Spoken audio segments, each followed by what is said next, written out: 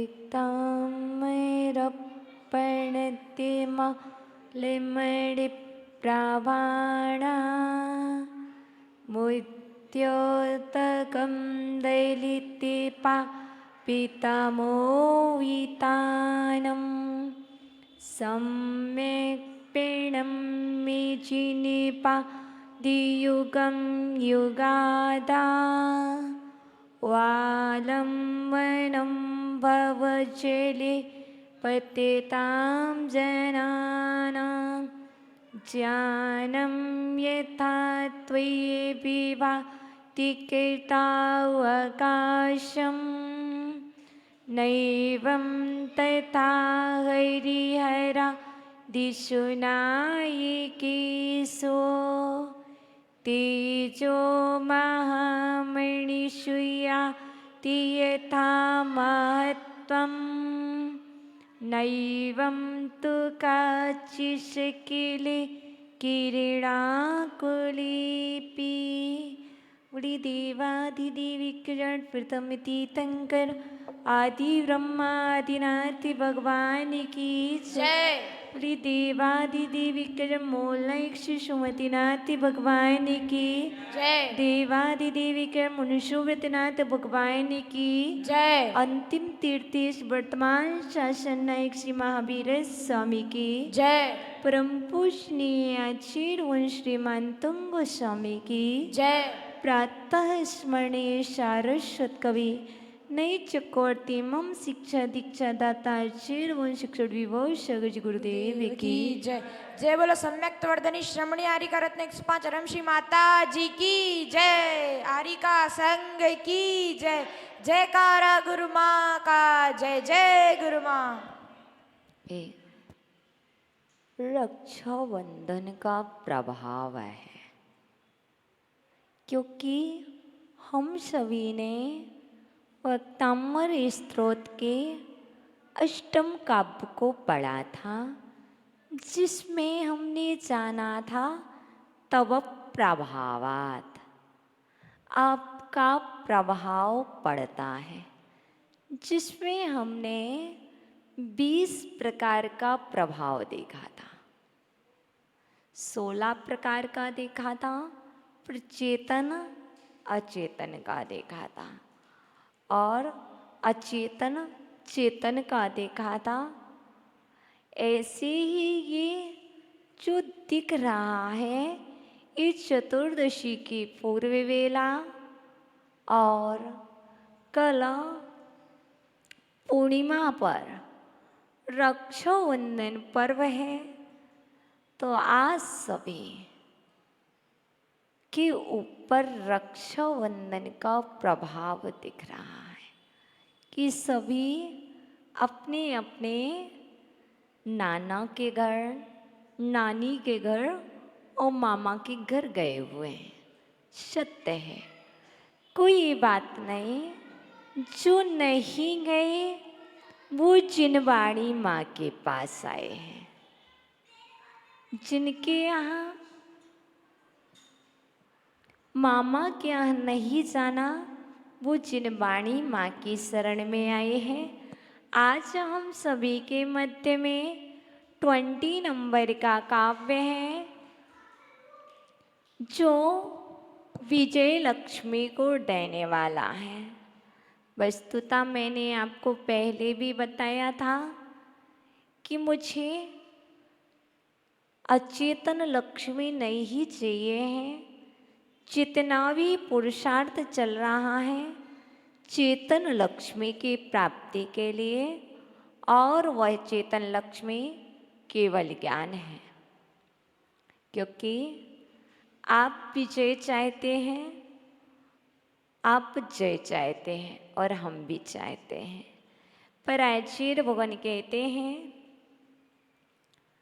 मेरे पास दो चीज़ है एक इस हाथ में भी रत्न है और एक इस हाथ में भी रत्न है। दोनों हाथ में रत्न रखा हुआ है बस अंतर इतना है इसमें कांच का है इसमें लेफ्ट हैंड में ना जो है कांच का है, कांच का एक टुकड़ा, एक मोती है, और राइट में स्फटिक मणि का है, बराबर। और जो राइट में है वही राइट है, वो जो लेफ्ट में है वो राइट नहीं है। इसलिए आप कौन बुद्धिमान होगा जो लेफ्ट हाथ के रत्न को प्राप्त करेगा। जो प्राप्त करेगा वो मात्र बाहर में जीने वाला होगा, क्योंकि कल मैंने आपको बतलाया था व्यवहार नए और निश्चय नए। जो लेफ्ट हैंड है वो व्यवहार नए का प्रतीक है, और जो राइट है वो निश्चय का प्रतीक है, बराबर। वो जो कांच का टुकड़ा है वो कहाँ पर है? लेफ्ट में है, और स्फटिक का राइट में है। अब आप सोचें यदि आपको प्राप्त करना है तो कौन सा चूज करोगे? क्योंकि देखने में दोनों सेम दिखाई दे रहे हैं, कोई अंतर नहीं है। मात्र यदि हाथ में लेते हो तो एक शीतलता प्रदान कर रहा है, एक ऊष्मा प्रदान कर रहा है। तो आप बतलाएं शीतलता कौन दे रहा है और ऊष्मा कौन दे रहा है? जिसमें स्फटिक मणि है वो शीतलता प्रदान कर रहा है, और जिसमें कांच है वो ऊष्मा प्रदान कर रहा है। इसी तरह यदि बाहर में जीवन जिएंगे, बाहर को देखेंगे, बाहर में रहेंगे, तो ऊष्मा ऊष्मा ही मिलेगी। क्योंकि आज चतुर्दशी महापर्व था और आज वो जा रहा है, और आप सभी ने चतुर्दशी के दिन प्रतिक्रमण किया है। कोहम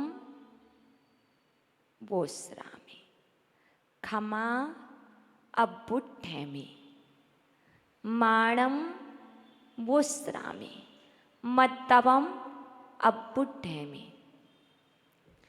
अर्थात जो क्रोध था वह ऊष्मा को देने वाला था, और यदि ऊष्मा अधिक हो जाएगी तो शीतलता नहीं मिलेगी। तो आपने क्षमा को अर्थात क्षमा को ग्रहण किया है। तो आचार्य भगवान यहाँ पर भी कह रहे हैं यदि आप क्षमाशील हैं, यदि आप शीतलता प्रदान करना चाहते हैं, देखो एक वृक्ष है वो एक इंद्रिय है, उसके पास जाते हैं तो वह भी शीतलता देता है। और फिर आप तो पंचेंद्रिय हो, आपकी सन्निधि में आपके संपर्क में जो आए उसी नियम से शीतलता मिलनी चाहिए, ऐसा आगम कहता है। पर यदि नहीं मिल रही है तो इसमें कारण क्या है? मेरी ही गलती, कहीं मेरी ही दोष, मेरी ही दुर्गुण मेरे अंदर में होंगे तो व्यक्ति को शीतलता नहीं मिल पाएगी। आप कितना भी कहो आना, आओ, बैठो, सब कुछ कहो, पर अंदर के भाव अच्छे होंगे। आप कहोगे भी नहीं तो व्यक्ति आकर के रुक जाएगा, क्योंकि एक शब्द जो पढ़ा है मैंने मेरे जीवन में वही समझ में आता है, प्रभावात। व्यक्ति का प्रभाव पड़ता है। आशीष भैया, अंकित भैया, आप जिस व्यक्ति के पास बैठे हैं वो शीतल प्रकृति के व्यक्ति हैं। आप जिस व्यक्ति के पास बैठे हुए हैं वो शीतल प्रकृति के जीव हैं। आपके अंदर कितनी भी ऊष्मा हो और शीतलता की सन्निधि को पाकर के आपकी ऊष्मा भी शीतल हो जाएगी। इसलिए ये मत देखो कि क्या है, मात्र व्यक्ति के अंदर का व्यक्तित्व तो देख लो। इसलिए ये मत सोचो कि वक्ताम्बर स्त्रोत में क्या है। जो वक्ताम्बर स्त्रोत में लिखा है मात्र यही समझना, इसमें आचार्य भगवान मातंग स्वामी का व्यक्तित्व है।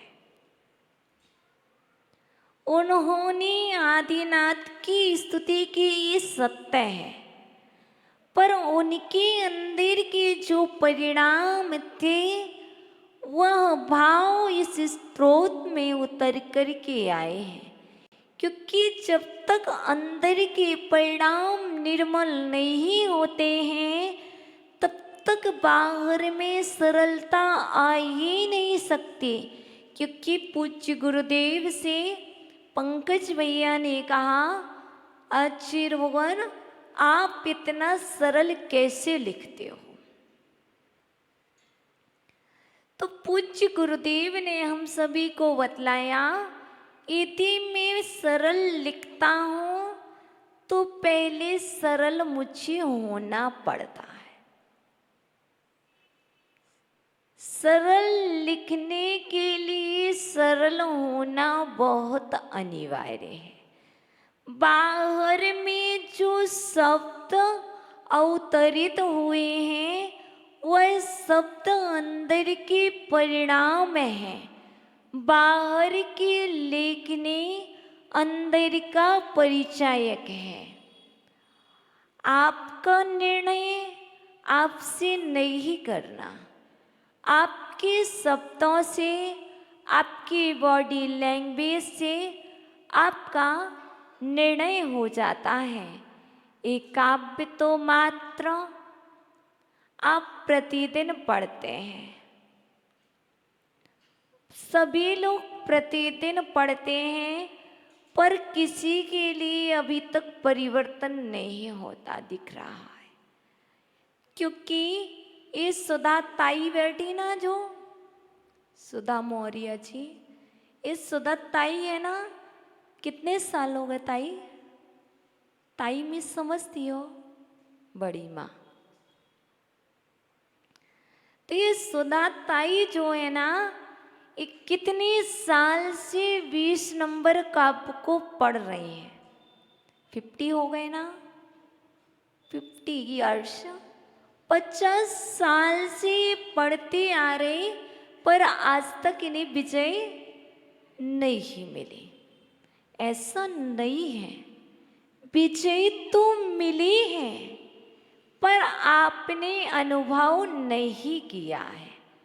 आप उसका अनुभव करो तो महसूस हो क्या मिली है। इसलिए आचार्य भगवान कहते हैं, हाथ में जल जो भी लेगा उससे शीतलता मिलेगी। कोई भी ले, चाहे क्रोधी जल ले, चाहे क्षमाशील जल ले, पर जल तो शीतलता देगा ही, पर शांति उसे अवश्य अधिक मिलेगी जिसे प्यास होगी, जिसे इच्छा होगी कि मुझे जल पीना है, उसे शांति मिलेगी। और जिसे इच्छा नहीं होगी उसे पिलाया जाएगा तो शांति नहीं मिलेगी। वो यही सोचेगा ये तो मेरे घर पे भी था। वो यही सोचेगा जो अर्थ माता जी ने बताया वो तो मेरी पुस्तक में भी था। जो अर्थ मैंने बताया वो तो मेरी पुस्तक में भी था।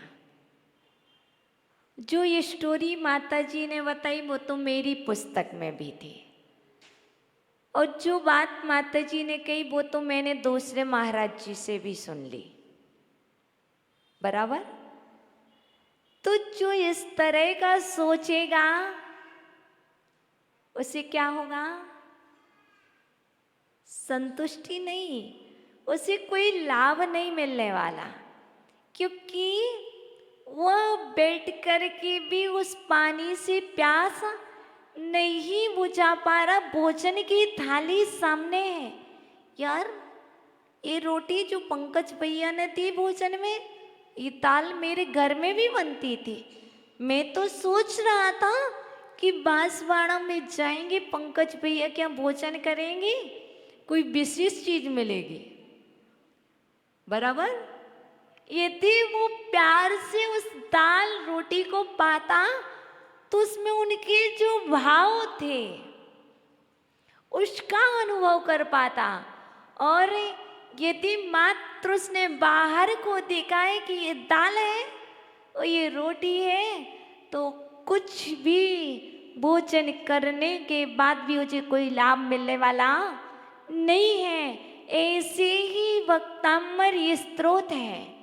ये तो वो भोजन है जो भावों से करेगा उसे लाभ मिलेगा, जो भावों से नहीं करेगा उसे कोई लाभ नहीं मिलेगा। जिसे अभी तक करते आ रहे कोई लाभ नहीं मिला है, लेकिन मुझे तो मिलता है, मुझे तो लाभ मिलता है। आप महसूस कर पाओ या ना कर पाओ, क्योंकि मैंने यह एहसास किया है। और आप यदि एहसास करना चाहते हो तो करके देखो। आप एहसास करना चाहते हो तो आप करके देखो, क्योंकि मैं प्रतिदिन दोनों तीनों टाइम देखती हूँ। दोपहर में आध घंटे पढ़ाती हूँ, 1 घंटे का समय होने के पहले पुस्तक बंद कर देती हूँ। बस आप लोग पाठ कर लो, अब नहीं। और सुबह 2 घंटे भी बोलो तब भी कुछ नहीं, शाम को मैं 1 घंटे भी बोलो तब भी कुछ नहीं, क्योंकि शक्ति ना होने पर भी इसमें वो एनर्जी है जो आपको मिलेगी। सुबह 6 डाला की क्लास नहीं लेंगे, हिम्मत नहीं है, हिम्मत नहीं है, नहीं होगी। यहाँ बैठ जाना और आप भक्तमृत स्त्रोत का पाठ करना, आपके अंदर एनर्जी आ जाएगी। जैसे आप 5 रोटी खाते हो ना, कोई 4 खाता, कोई 3। बेदी कितनी रोटी चपाती खाती? 3 4 3। सुबह 3 खाती, शाम को 2 5 हुई ना, 5 हुई ना, बराबर। जब आप 5 चपाती खा सकती हो और वो आपको 24 घंटे तक एनर्जी दे सकती है, वो 5 रोटी, तो ये वक्तामृत स्त्रोत के 5 काव्य पढ़ने से आपको एनर्जी क्यों नहीं मिल सकती? मिल सकती है। आप इसको ये समझना, ये रोटी की तरह एनर्जी देने वाला काम है। रोटी खाओगे तो शरीर चलेगा, और यदि इस काव्य को पढ़ोगे तो अंदर से आत्मा में इतनी वो शक्ति स्फुरयमान होगी कि आप दौड़ लगाओगे, थकोगे नहीं। इसलिए आप इसको मात्र ये मत कीजिए कि कंटिन्यू फर्स्ट से सेकंड, थर्ड, फोर्थ। अब इसको पढ़ने की पद्धति चेंज कीजिए। लास्ट, मध्य, फर्स्ट, आप इसको क्रम चेंज कीजिए। क्रम चेंज करने से आपको याद नहीं रहेगा, उल्टा पढ़ेंगे तो आपको पुस्तक की आवश्यकता होगी, और पुस्तक की आवश्यकता होगी तो आपका ध्यान बाहर में नहीं बटेगा। मुझे वक्तमृत स्त्रोत याद है कि नहीं? है ना? पक्का? पर मैं कैसे पढ़ती हूँ? क्यों पढ़ती हूँ? क्यों पढ़ती हूँ? क्योंकि यदि मेरा उपयोग परिवर्तित हो तो मेरे ऊपर इस पुस्तक का प्रभाव पड़े और ये पुस्तक मुझे केंद्रित करे, क्योंकि मुझे भटकन से बचाए, अर्थफल ले जाए। इसलिए उपयोग को केंद्रित करने के लिए शुभ द्रव्य आवश्यक है। और ये जिनवाणी माँ का प्रभाव है। यदि आप यहाँ जिनवाणी रखेंगे तो उसका प्रभाव अलग होगा। यदि आप यहाँ पर पेपर रखेंगे, न्यूज़पेपर रखेंगे तो उसका प्रभाव अलग पड़ेगा। इसलिए आज से आप ध्यान रखें, आज से आप ध्यान रखें। 20 काव्य है। कल आपको बता दिया था बाहर का प्रभाव नहीं पड़ेगा। आप रक्षा कवच तैयार कीजिए। कल आपने रक्षा कवच तैयार किया था। First red, second yellow, third white, fourth green, 5 black. इस तरीके से आपने रक्षा कवच तैयार किया था। मॉर्निंग में आपके लिए बतलाया था नमो अरियंताणम रेड कलर, नमो सिद्धाणम येलो कलर से सर्कल बनाए, नमो आयरियाणम वाइट कलर से सर्कल बनाए, और नमो अक्षयाणम ग्रीन, नमो लोए सभ्यसावणम ब्लैक या ब्लू। इस तरीके से आपने रक्षा कवच तैयार किया था। अब आपके पास रक्षा कवच के लिए कल 19 नंबर का काव्य था। तो आज ये रक्षा कवच के बाद आपको विजय दिलाने वाला ये 20वां काव्य आया है। क्योंकि जब सुरक्षा होती है तो विजय अवश्य मिलती है। तो कल हमने सुरक्षा की थी, अपनी रक्षा की थी, देह की और देही की। आज विजय को प्राप्त करने के लिए हम और आप चलेंगे 20वें काव्य पर। 20वें काव्य की देवी है भृगुणु नाम की देवी है। भृगुणु ये लिख के आपको बताना पड़ेगा। तो आप माता जी आपको लिख के बता देंगी। इस काव्य की जो अधिष्ठाता देवी है वो भृगुणी है। क्योंकि प्रत्येक काव्य में या तो युगल काव्य होंगे या फिर सिंगल। क्योंकि इन काव्यों में कोई ना कोई देवी, कोई ना कोई निवास करता है। जब साधना अदुक होती है तो स्थान मिलता है तो कोई ना कोई आकर के रहने लगता है। तो इस काव्य की अधिष्ठाता देवी भृगुणी है। और इस काव्य का प्रभाव अचिंत्य है। स्टोरी हम आपको नहीं सुनाएंगे, पर इतना ही समझ लें कि जो भटक चुका था वह सम्यक मार्ग पर आकर के विजय को प्राप्त हुआ। कैसी भी भटकन हो जीवन की, कैसे भी पतित हो जाओ, किसी भी राह में चले जाओ, यदि आपके पास रक्षा कवच है तो आप वहाँ से निकल करके वापस अवश्य आएंगे। निमित्त कोई भी हो सकता है। इसलिए मत सोचना कि कोई साथ नहीं है। यदि पुण्य का योग होगा तो निमित्त आपको अवश्य अच्छे ही मिलेंगे। आप अपने पुण्य पर विश्वास रखें, आप अपने देव पर विश्वास रखें, आप अपने गुरु पर विश्वास रखें, और उसके बाद अपने आप पर भी विश्वास रखें। हम सब पर विश्वास रखते हैं पर हम अपने आप पर विश्वास नहीं कर पाते। इसलिए सबसे पहले आप अपने आप पर भी विश्वास रखें। आप सफल होंगे, आप सफल होंगे, आपको विजय मिलेगी। क्योंकि एक सबसे बड़ा मंत्र यदि कोई है तो विजय का मंत्र है हम सफल होंगे, हम सफल होंगे, हम सफल होंगे।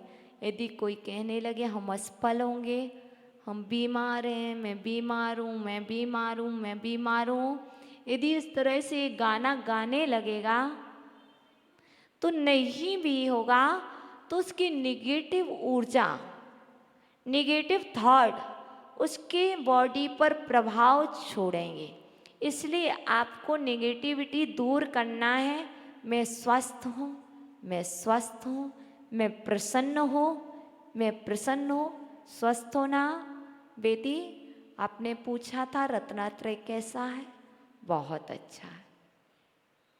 आपका स्वास्थ्य कैसा है?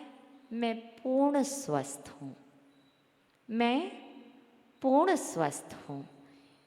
बस इसमें कोई मत, ये क्या हो रहा, बस एक ही चीज़, यदि आप अस्वस्थ हो तो एक माला करने लग जाना, मैं पूर्ण स्वस्थ हूँ, स्वस्थ हूँ हम, स्वस्थ हूँ हम, स्वस्थ हूँ, मैं स्वस्थ हूँ, स्वस्थ हूँ, स्वस्थ हूँ। जब आप 108 बार बोलेंगे तो एक बार आपके ऊपर वो प्रभाव पड़ेगा। आपको कोई और ध्यान नहीं करना है। जो भी अस्वस्थ हो उसके पास एक माला कराना, स्वस्थ हो हम, स्वस्थ हो हम, स्वस्थ हो।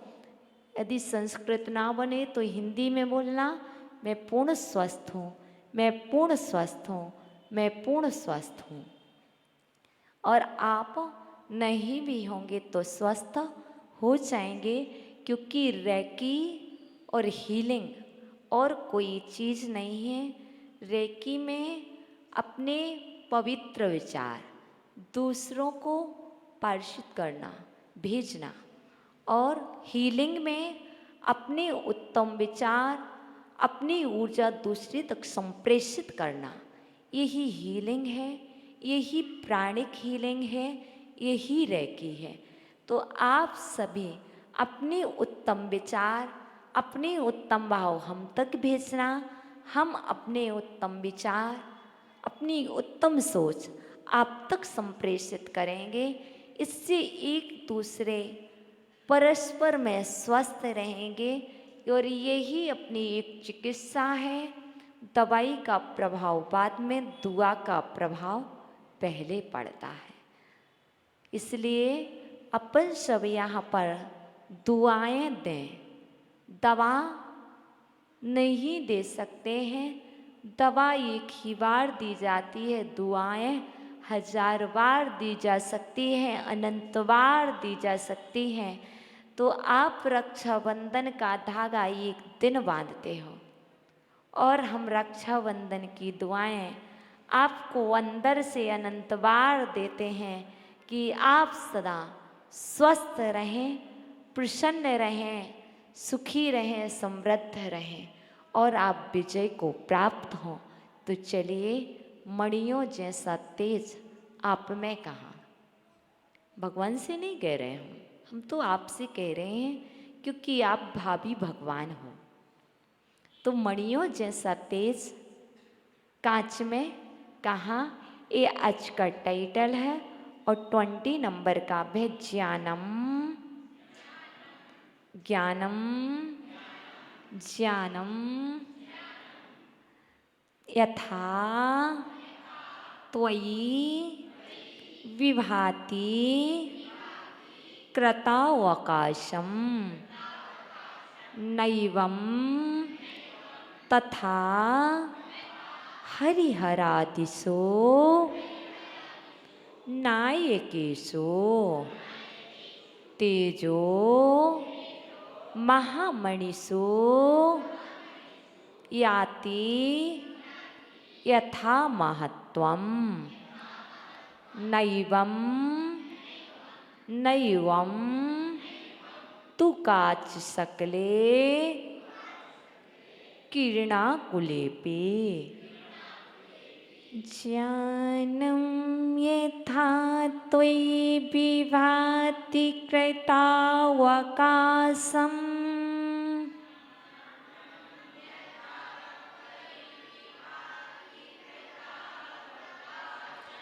ज्ञानं यथा त्वयि विभाति कृतावकाशम्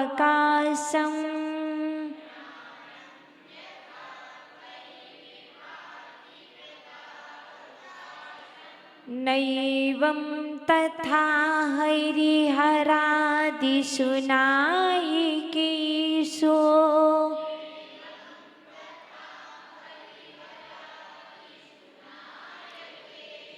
तेजो महामणिषु याति यथा महत्त्वम्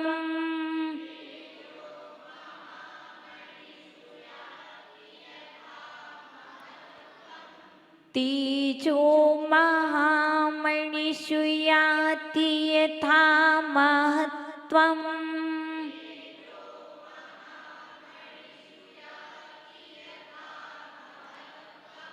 नैवं तु काचिशकिले क्रीडाकुलेऽपि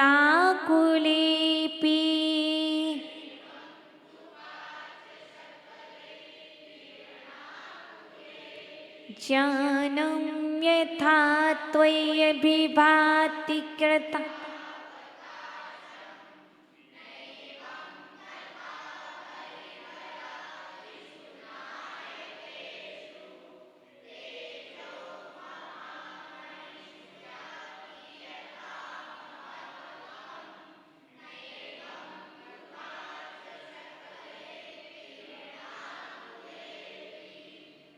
फर्स्ट पंक्ति का अर्थ है, शब्दार्थ निकालेंगे तो कृतावकाशम अवकाश को प्राप्त, ज्ञानम ज्ञान, यथा त्वयि जिस तरह आप में विभाति शोभायमान होता है।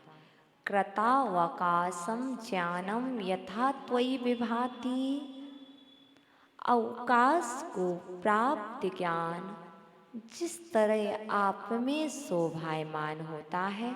फर्स्ट पंक्ति का अर्थ समझ में आ गया। अवकाश को प्राप्त ज्ञान जिस तरह आप में शोभायमान होता है। अभी भावार्थ नहीं बतला रहे, अभी शब्दार्थ अन्वयार्थ। एवं तथा उस तरह हरिहरादिषु हरिहर आदि देवों में नायकेशु देवों में ना विभाति नहीं होता है। दो पंक्ति हो गई फर्स्ट का। अवकाश को प्राप्त ज्ञान जिस तरह आप में शोभायमान होता है उस तरह हर आदि देवों में नहीं। थर्ड पंक्ति तेजः महामणिषु यथा महत्त्वम याति, जैसा तेज महामणियों में महत्व को प्राप्त होता है तो वैसा, फोर्थ पंक्ति, तो किरणाकुलेपि कांच सकलेना, वैसा तेज कांच के टुकड़े में नहीं होता है। ये चार पंक्ति हैं और चारों का अर्थ बहुत सरल है। भावार्थ में आचार्य भगवान कह रहे हैं, हे भगवान, लोकालोक को जानने वाला निर्मल ज्ञान जिस तरह आप में शोभा को प्राप्त होता है, हे भगवान, लोक अलोक को जानने वाला निर्मल ज्ञान जिस तरह आप में शोभा को प्राप्त होता है, हे भगवान, लोक अलोक को जानने वाला, हे भगवान, लोक अलोक को जानने वाला निर्मल ज्ञान जिस तरह आप में शोभा को प्राप्त होता है, हे भगवान, लोक अलोक को जानने वाला निर्मल ज्ञान जिस तरह आप में शोभा को प्राप्त होता है,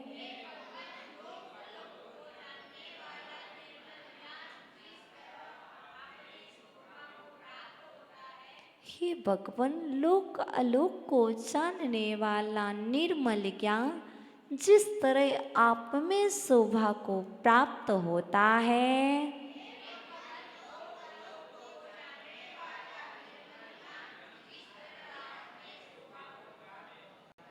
याद हो गया। हे भगवान, लोक अलोक को जानने वाला निर्मल ज्ञान जिस तरह आप में शोभा को प्राप्त होता है, उस तरह हरिहर आदि देवों में नहीं। उस तरह हरिहर आदि देवों में नहीं। याद हो गया? बोलेंगे, हे भगवान।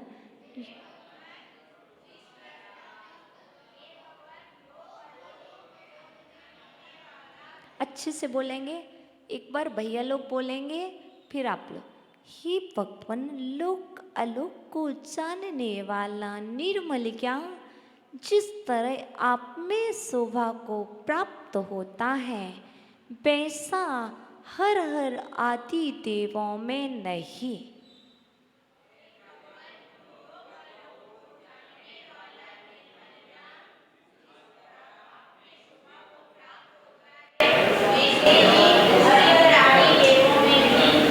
अब इसको बढ़ा के बोल सकते हैं, वैसा हरि अर्थात ब्रह्मा, विष्णु, महादेव आदि देवों को प्राप्त नहीं होता। ब्रह्मा, विष्णु, महादेव आदि को प्राप्त नहीं होता। हे भगवान, लोक अलोक को जानने वाला निर्मल ज्ञान, जिस तरह आप में शोभा को प्राप्त होता है, उस तरह ब्रह्मा, विष्णु, महादेव आदि देवों को प्राप्त नहीं होता। याद हो गया इतना? बोलेंगे,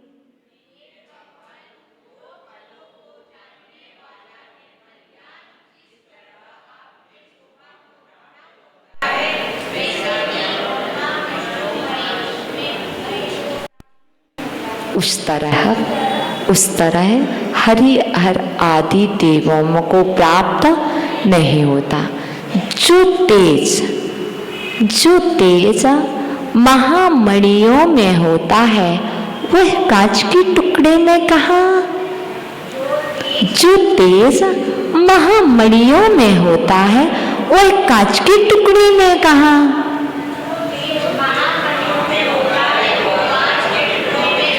बस, जो तेज महामणियों में होता है, वह कांच के टुकड़े में कहाँ?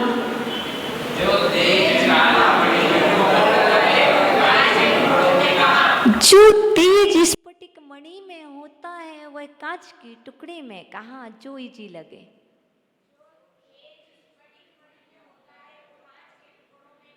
बराबर?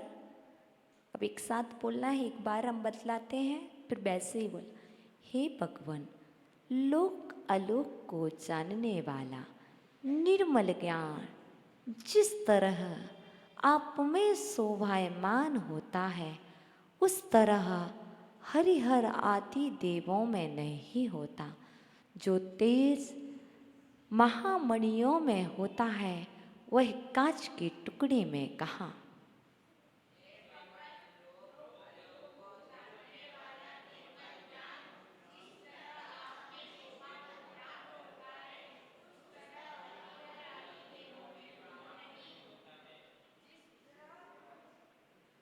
उस तरह हरिहर आदि देवों में नहीं होता है। जो तेज महामणियों में होता है, वो कांच के टुकड़े में कहाँ? पूछ एक बार सभी लोग माताएं, आवाज आनी चाहिए। देखो इतनी माताएं बैठी, आवाज किसी की नहीं आ रही। यदि मीना बाजार लगा होता ना, राखी का मार्केट लगा होता, तो पूरी आवाज आती। बोलेंगे,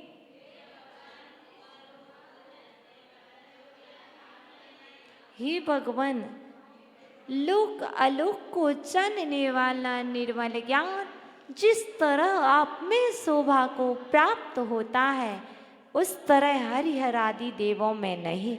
जो तेज महामणियों में होता है, वह कांच के टुकड़े में कहाँ? प्रासुक खड़े हो जाओ भाई। काव्य और अर्थ दोनों सुनाइए। माताजी। ज्ञानं यथा त्वयि विभाति कृतावकाशं, नैवं तथा हरिहरादिषु नायकेषु तेजो महामणिषु याति यथा महत्त्वं नैवं तु काचशकले किरणः कुलेपि। हे भगवान, लोक लोक को जानने वाला निर्मल ज्ञान जिस तरह आप में शोभा को प्राप्त होता है, उस तरह हरिहर आदि देवों में नहीं होता है। जो तेज महामणियों में होता है, वो तेज कांच के टुकड़ों में कहाँ। बहुत अच्छा। द्रव्य खड़े हो जाओ। इसके बाद दक्ष तैयार रहेगा। वंदमी माता जी। ज्ञानं यथा त्वयि विभाति कृतावकाशं नैवं यथा नैवं यथा त्वयि विभा नैवं तथा हरिहरादिषु हरादिषु नायतेषु तेजो महामणिषु यादि यथा महत्त्वं नैवं तु काचशकलै किरणाकुलेपि। हे भगवान, लोक लोक को जानने वाला निर्मल ज्ञान जिस तरह आप में शोभा को प्राप्त होता है, उस तरह हरिहर आदि देवों में नहीं होता है। जो तेज महामणियों में होता है, वो कांच के टुकड़ों में नहीं होता है। बहुत अच्छा। आप 19 नंबर का पका और सुना दो कल का, भूल गए। दक्ष खड़े हो जाओ। वंदना माता जी, खाली अर्थ बोल। हाँ, अर्थ बोलो। हे भगवान, हे भगवान, जो लोक अलोक में निर्मल ज्ञान होता है, वो उस तरह आप में शोभित होता है। वो ज्ञान हरादि लोक आलोक को जानने वाला निर्मल ज्ञान जिस तरह आप में शोभा को प्राप्त होता है, उस तरह हरिहर आदि देवों में नहीं। जो तेज महामणियों में होता है, वह कांच के टुकड़े में कहाँ। कौन और सुनाएगा बहनों में? चाचा चित्तौड़ा जी सुना रहे आज, सुनो भाई।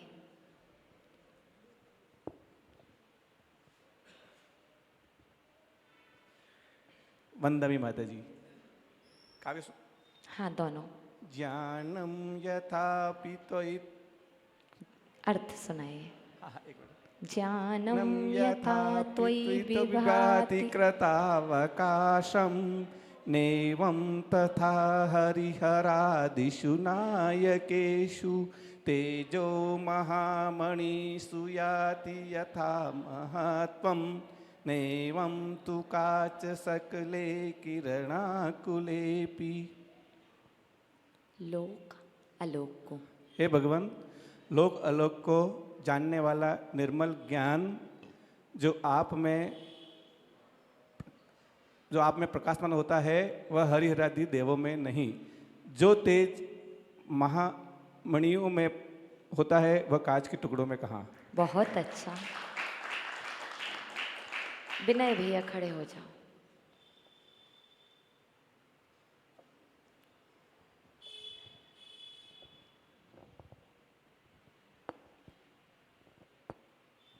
वंदामी माता जी। हे भगवान, लोक अलोक को जानने वाला जो निर्मल ज्ञान आप में शोभायमान होता है, वैसा ज्ञान हरि आदि देवों में कहाँ। ठीक उसी प्रकार जिस प्रकार की कांति महामणियों में होती है, वैसी कांति तेज कांच के टुकड़ों में संभव नहीं है। बहुत अच्छा।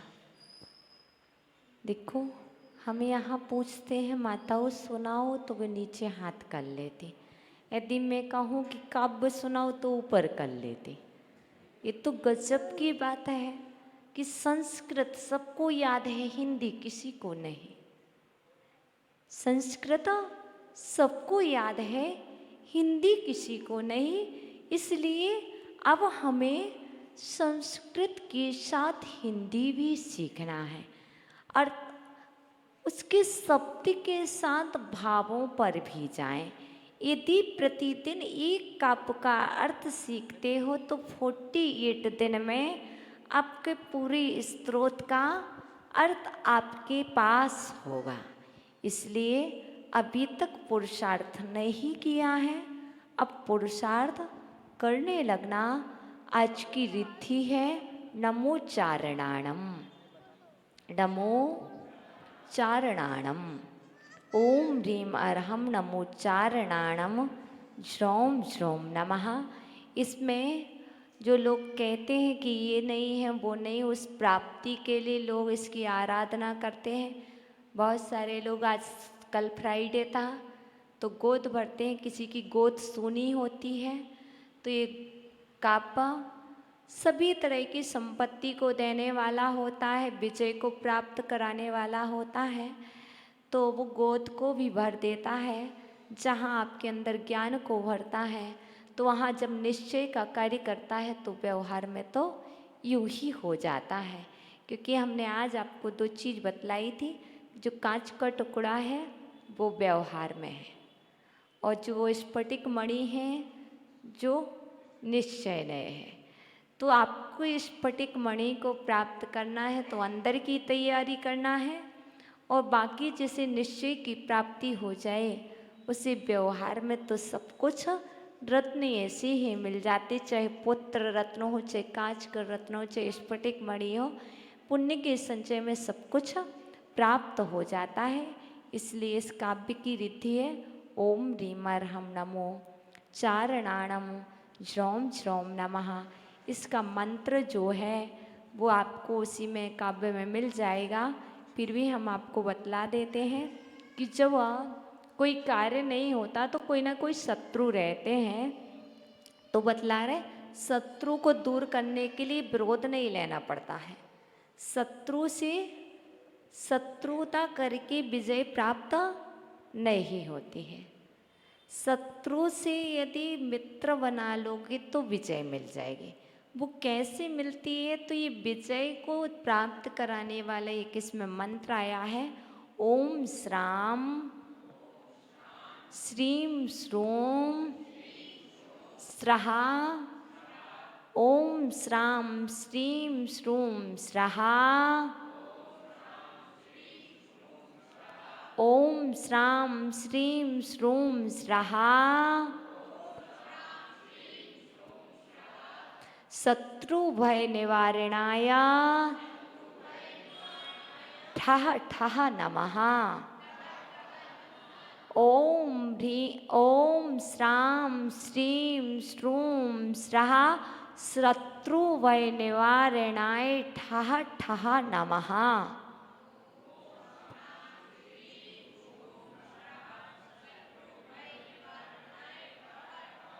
ओम श्राम श्रीम श्रूम स्रा शत्रु भय निवारणाय ठः ठः नमः।